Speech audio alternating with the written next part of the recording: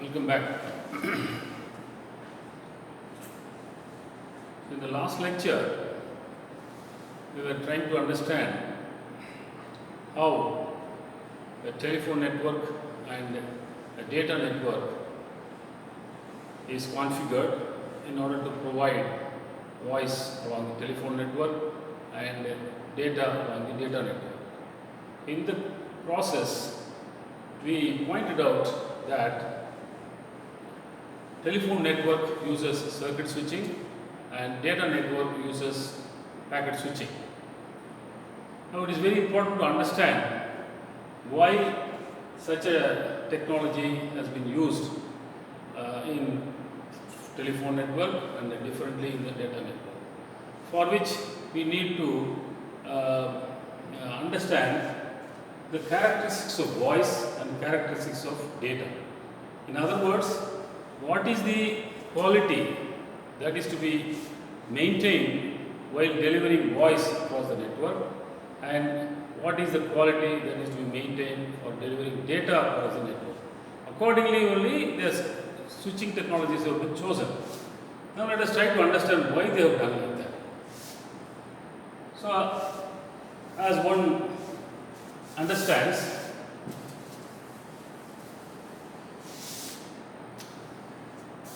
if you look at the characteristics of voice and data,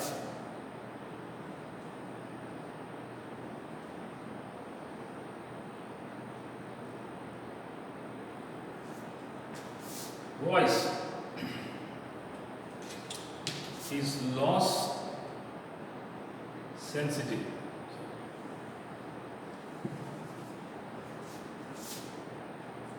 Insensitive, delay sensitive. Whereas data is loss sensitive and delay insensitive.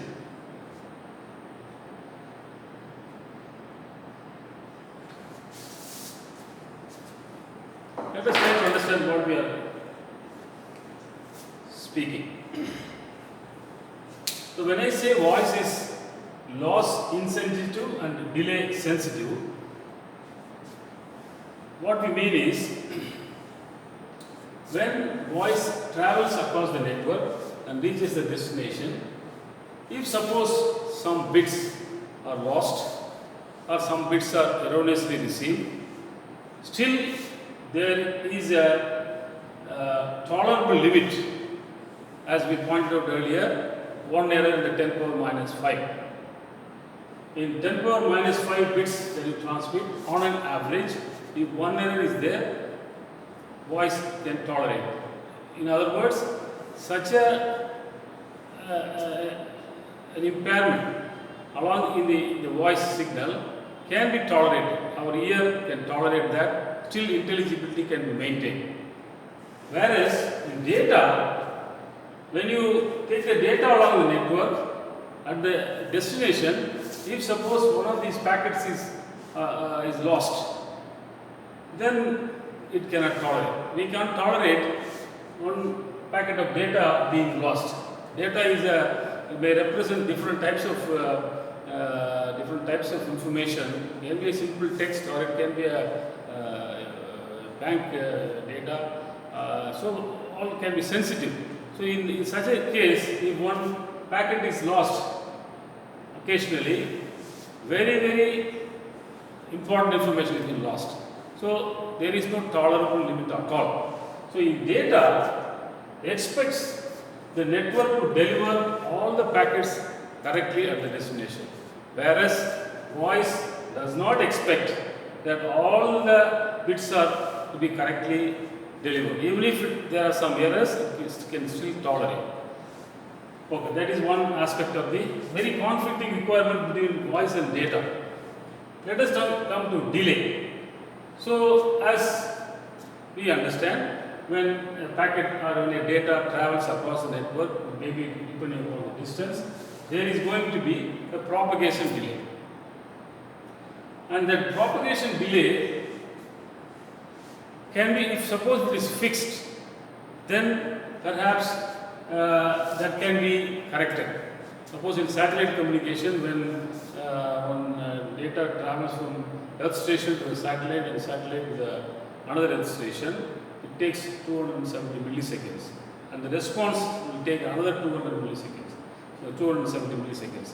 So 270 this side and 270 that side. So much of delay is experienced, but this delay is constant. So people, when they use satellite communication, they get used to this kind of a delay. They expect that there is going to be a delay like this. Therefore, to some extent, people can tolerate it. If such a delay happens to be variable in nature, sometimes it is 500 milliseconds, sometimes it is 100 milliseconds, sometimes it is 300 milliseconds. If the delay happens to be variable, then it is very, very annoying to the user. So such a variable delay cannot be accepted in voice. So if any voice traffic travels across the network, the delay that is experienced is variable. Delay is very high, then voice traffic won't accept it. In other words, it is not tolerable by the user. Whereas in data, delay can be tolerated. So when we are transferring the data from one place to another, we are not expecting instantaneous delivery of that data. Whereas in voice, we expect instantaneous delivery at the destination. So delay has to be very, very small. Whereas data can tolerate the delay. So by this, what I mean is, voice is a real-time traffic. Okay? It requires real-time delivery of the packets at the destination. So it is said to be a real-time traffic.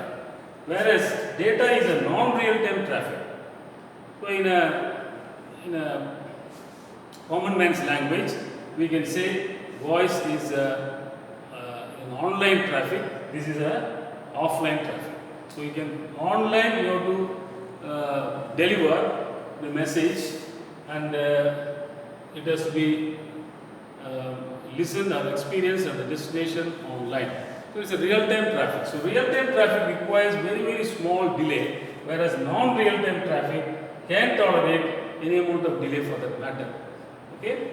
So that is why data is said to be a delay insensitive traffic and loss sensitive. The opposite is true for voice. Loss insensitive and delay sensitive. Keeping these requirements in mind, the technology has been chosen. Now let us come back to circuit switching. Why they have used circuit switching here? In circuit switching, as we have pointed out, the speech travels along the same path always. So whatever is the propagation delay, whatever is the distance that it experiences, that is the same. In the circuit switch network, the delay that is experienced is very, very small, and there are no other algorithms which are in place in between to delay the packets and delay the data, and therefore delay experience is the same and delay variation will not take place, and that is why the circuit switching helps in reducing the delay very much and not even varying the delay, and it is loss insensitive. So even if along this path there are errors in the destination, you can have error control coding scheme to correct the errors. So or the exchanges can have error control coding scheme to correct the errors. Suppose this is the telephone instrument which is giving you digital data to the telephone exchange. Telephone exchange itself may introduce parity bits, encode for channel correction, channel error, and then channel error coding introduced here, and that will travel here. Here it will correct the error and deliver to the user. So whatever error that is experienced along the network will be corrected at this destination and delivered to the user. So that can be done. Or the user is so powerful, this instrument is so powerful, the instrument itself can introduce error control coding, and then if at all if it wants to correct some errors. Otherwise, it can tolerate error. Even if there are errors, it can tolerate. There will not be much of error control coding. But if this channel happens to be very noisy, very lossy channel, then more errors than that can be tolerated will occur. In such cases, you can have some error control coding. But even with error control coding, it is not possible to correct all the errors, because the noise is a white noise and Gaussian noise. Any voltage level of the noise is possible, and occasionally there can be errors which cannot be detected, and such errors will reach the destination which can be tolerated. So therefore, the circuit switching helps in reducing the error, and it's a delay and delay variation, and it does not matter if there is any error on the path, that can be corrected at the destination. Whereas in data network, as we said, it's packet switching. Why they have chosen packet switch? Because the resources have to be very carefully placed. You can tolerate delay, therefore whichever path there is availability, then you transfer the packets along various paths. Suppose some paths, virtual paths, we said that you can thought of as a virtual pipe. So some of the virtual paths are free up here, some are free here, and therefore some of the packets can travel here, some of the packets can be allowed to travel in order to use the resources very efficiently. So that is why, because delay is tolerable, the packets will travel at different distances, variable delay at the destination of the different packets, and they have to be sequentially arranged. So accordingly, there is going to be a delay. So delay can be tolerated. Therefore, they have chosen to use packet switching by sending packets in different directions, even if there are delays experienced. That is one aspect of it. Another aspect is loss sensitive. So even if there is one packet that is erroneously received at the destination, that itself cannot be tolerated. So what they have done is, in packet switch networks, they have introduced what is known as automatic repeat request. Error control coding can be introduced in both the cases. Voice, if there are more errors which cannot be tolerated, then you will have error control coding. In data, no error is tolerated, so you will necessarily have error control coding. So what is that error control coding? There are two types of error control coding. One is called forward error correction, another is called automatic repeat request. So forward error correction means, if the digital data comes here, you will encode, transmit, to decode and deliver. Okay? So as it moves along the path, you can introduce encoding and do the decoding. It's called forward error correction. If you can detect the error, detect and correct it. If you can't detect, deliver as it is. It's called forward error correction. In voice, you can do. In automatic request, what they do is, if at all any error is detected at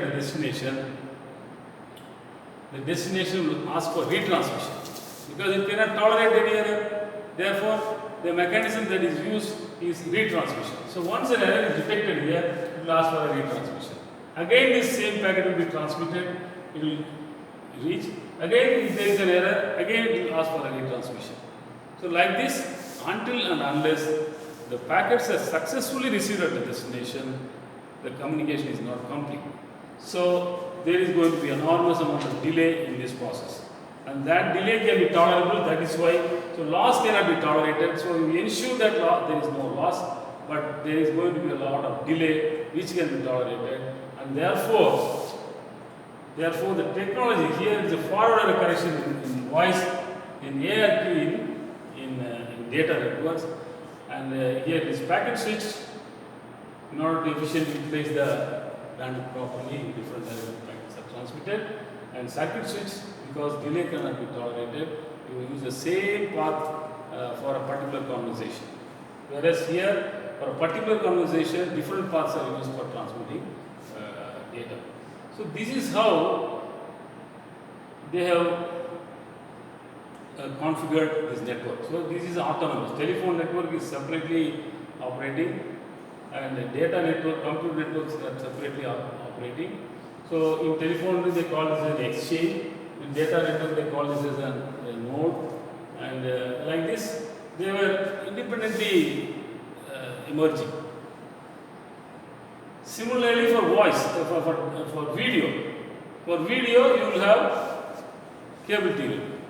Okay? Television transmission, television broadcasting is taking place, and cable TV operators will receive the television signals and distribute to all the customers using cables. Okay? There is another mechanism. So for voice, one type of a network; for data, a different type of a network; for video, yet another type of a network. So this is how different services are offered to the users using different technologies. And another important issue that we have to understand here is that the network topology more or less remains the same. In telephone network, it will be like this. In data network also, it will be like this. This topology itself may change depending upon the traffic that is being experienced between one place to another, whether this may have a lower capacity or higher capacity cable or whatever it is. And there may be a connection between this and this, that may not be here because there is not very high traffic directly between this and this, therefore they are not linked it. Otherwise, if you try to connect every node to every other node, then it will be the best possible combination, but still it may not be wise as far as the cost is concerned. Therefore, intelligently people have come out with various types of topologies. Fully connected mesh network is not normally used, but that is the best. Okay, so between these nodes or between these exchanges, there is a connection, physical connection. This connection can be a coaxial cable, can be a fiber optic cable, can be a microwave link, or it can be satellite link. So, depending upon whatever is possible, whatever is cost effective, and it will be used. So, I have shown as physical connection. Physical connection can be a wire, and cable, can be fiber optic cable, can be microwave link, satellite link, and so on. So this whole this is called a backhaul network. Okay, these are the users this side. There are users in destination that side. In between there is one network which is in place, which is carrying the packets along the distance, and this is called a backhaul. Behind these users, this is all complex jobs are done in this network. So backhaul technology has more or less matured. So it can carry very high traffic, it can carry any amount of, it can provide any amount of services, it has got resources because they are all fixed locations. So the amount of resource that you want to establish, you can establish, no issue there. The main problem comes for the last mile connectivity. Okay? So last mile between this node to the user, between the exchange to the user, this is the last mile. This last mile can be 1 kilometer, less than kilometer, 100 meters, depending upon how much distance is there between the exchange and the user, between the node and the computer. That is a very short distances. So this is called last mile connectivity. Whether this last mile connectivity can be wired or wireless is a question. So we are trying to understand that this last mile is wireless. Okay? In a cellular mobile communication, I'll come to those finer details a little later. In a cellular mobile communication, you can think of these as base stations. Okay? One base station to another base station to another base station. In between base station to base station can be any type of communication. So the users are mobile. So in traditional telephone network, users are not mobile, fixed connected. Data network, computers are not mobile, fixed connection. Whereas in a cellular mobile communication, users can be mobile. So when they are moving, then what happens? What are the issues we can do later?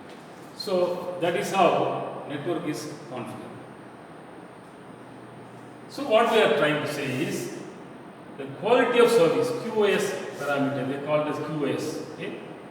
Quality of service. Loss, delay are very important quality of service parameters. Okay? There are some more we will come to it later. Now let us look at, is it possible to send data along the circuit switch network? Or is it possible to send voice along the packet switch network? Okay? Because convergence have already taken place, I am just giving you a historical way how it has taken place. So they were independently operating. So if anyone wants to have services for voice, you have to be a member of one telephone company, and for data you have to be a member of, you have to pay to a data network company, for video you have to pay to another company, at another company, and so on. Instead, why not one particular organization can provide you all the services? If suppose one attempts to do that, then we have to think of providing all these services through the same network. Okay? So there is integration has to take place. Let us see how integration, integrated services digital network, ISDN you must have heard about, narrowband ISDN, broadband ISDN, depending upon what is the kind of bit rate one wants to use. People have categorized as narrowband and wideband ISDN, broadband ISDN. So ISDN means integrated services digital network. A network which is already configured through which traditionally only voice was traveling, or traditionally only data was traveling. Now we want to send both. Let us now look at telephone network through which whether we can transfer data effectively or not. Let us try to understand what happens. So it is a circuit switch network. Now I transfer data. What happens? Very good. Data will travel in the same path, that is loss, delay will be very less. It is not sensitive to delay, even if it is less delay, it is accepting. Good, very good offer as far as the data is concerned and the delay is concerned. But in this network, no automatic request has been established, has been implemented. Whereas the data network, automatic request was there for correcting error in order to get retransmission. Whereas in the circuit switch network, automatic request won't be there. Suppose there is an error received here, you can use forward error correction. Forward error correction cannot correct all the errors. Occasionally some errors will go uncorrected. And if data travels along such a network, then there is going to be loss. And that loss cannot be tolerated. Therefore, it is not possible simply to transmit. Instead, all of them are digital. Let us say data is also digital, digital voice is also we are dealing with. So all of them are bits only, but then the service requirements are different. So if you allow data along the telephone network, it will experience very minimum delay, very fine, but it will experience loss, which is not tolerable. Therefore, it is not advisable to transmit data in the telephone network. Let us now see whether we can transmit voice, digital voice along the data network, computer network. Okay? Now here, if I attempt to do transmit voice, it uses packet switching. So what they do is they convert this into packets and transmit into different directions. There is going to be delay and delay variation also. Some parts will quickly deliver, some will late deliver in a delayed way, and therefore there is going to be delay variation, and there is going to be a large delay, which is not acceptable by the voice. In other words, it is going to be very, very annoying for the user. And therefore, loss, when there is a loss here, automatic repeat request, if it resorts to, then what happens? There is going to be a delay, further delay. So, you cannot simply port voice onto the data network blindly. But then you must have heard about voice over IP, video over IP. Voice over IP means the packet switch networks are called IP networks, in which they have along the network they give what is known as the internet. The internet is a protocol, which is a network layer protocol. So when you are implementing data networks, as you all know, 7-layer architecture and then 5-layer architecture. So physical layer, data link layer, network layer, transport layer, and application layer. So in the network layer, IP addresses are assigned. They are temporary addresses. Whereas every machine has got a MAC address, which is a permanent address of a machine, of a computer. Whereas IP addresses are all temporary addresses, which are assigned by the network for transmitting the data. Once the data has been over, IP address is removed, permanent address only will remain. So this is called IP network. Protocol is IP, Internet Protocol. They call it a TCP/IP. TCP is the transmission control protocol, which is used in the transport layer, and IP is the network layer protocol, and they generally call it as a TCP/IP protocol.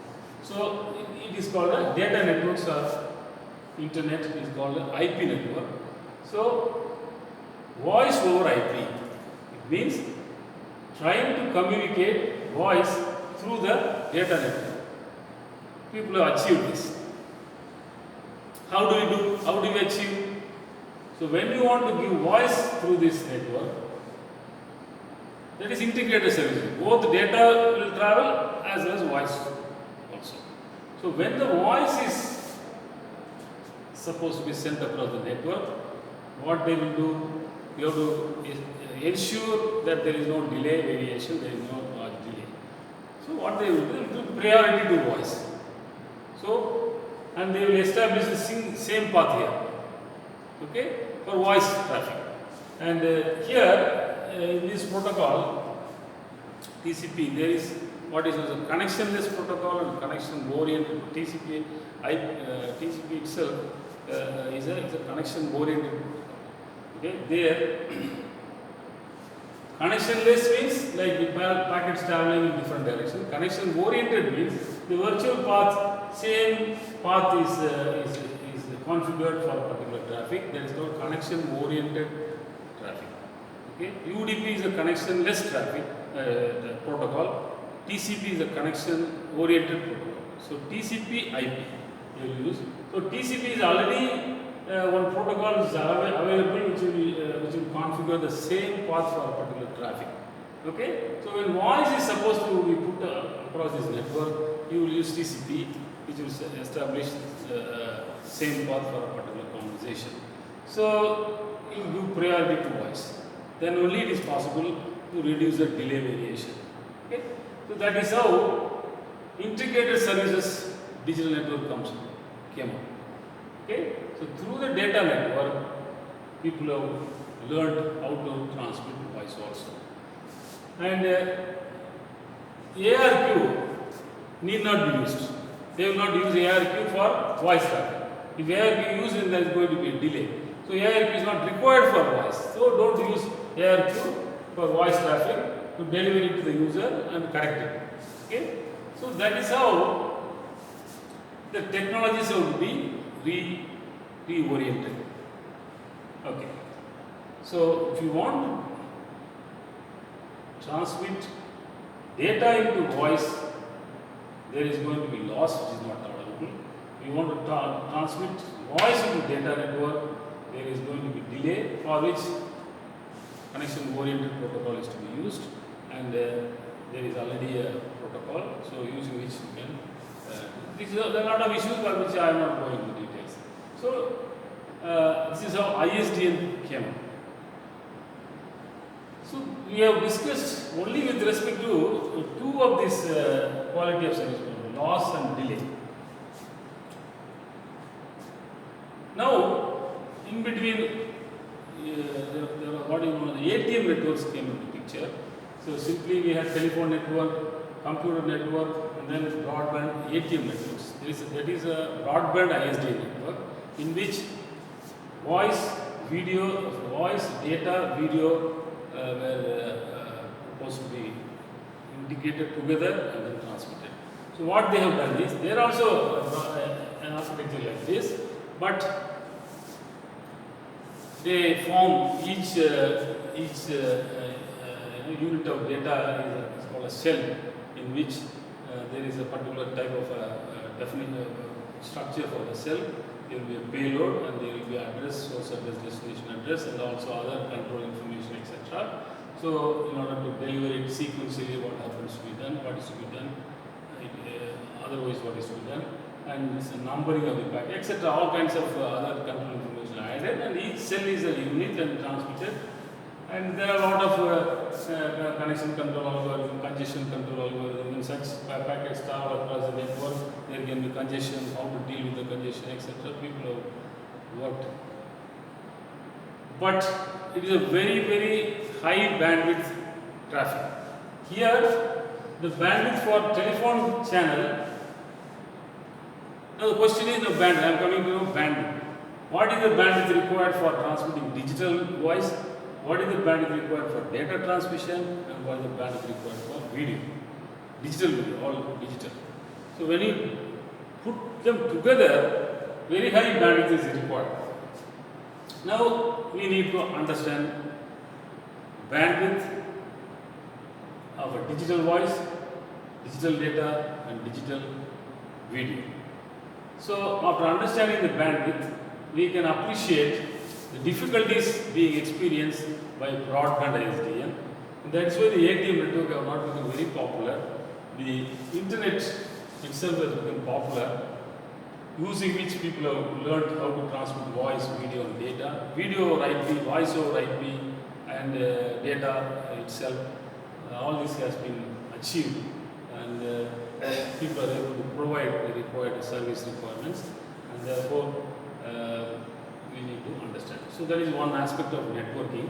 Now we basically wanted to come to wireless, so I just wanted to give you an overview of networking per se, and then only we can, in wireless communication, this is the place where all our energy has to lie. These are all the backhaul network. The technology is very well known. Now, apart from these two QoS, each voice requires to be delivered at a particular bit rate. Bit rate to be delivered. Data speed, depending upon the speed, how much of speed that is it requires to be delivered to the data. We have only said delay variation, but the rate at which the data can be transmitted. How much it expects, how much this expects, and how much video expects. That will be determined by the rate at which digital voice is generated.